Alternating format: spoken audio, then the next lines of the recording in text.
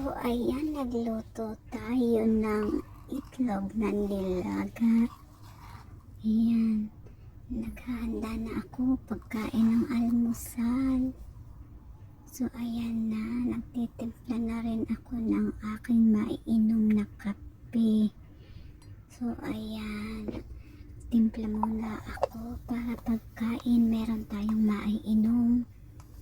Ayan. Prepare muna tayo ng ating almusal. So, ayan. Ayan na. Ayan na. Prepare tayo ng almusal. So, ayan. Upo-upo muna tayo. Ayan. Naglagay na ako ng kape. So, ayan. Tapos, syempre, lagyan natin ng kunting asukal. Dahil walang asukal yung aking minix na kape at gatas. Ayan. Sige lang. Ayan na. Naglagay na ako sa baso. At syempre lalagyan natin ng tubig na mainit. Ayan. Diba? Naka-prepare na yan. Tubig na mainit. Nasa thermos na.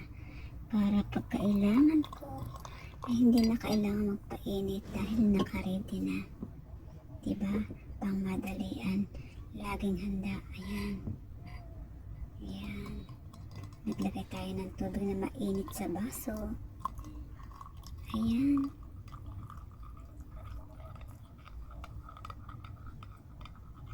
Ayan na.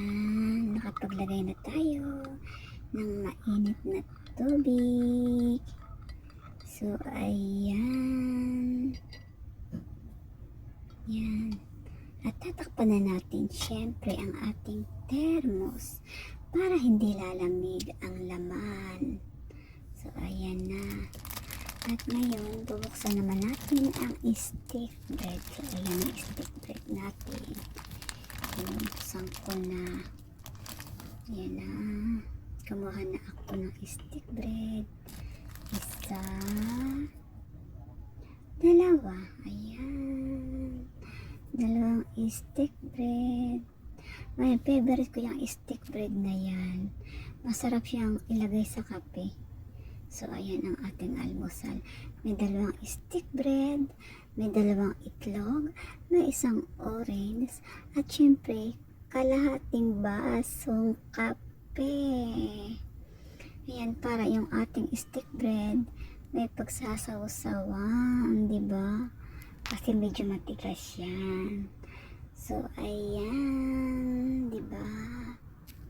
Ang aking simpleng almusal.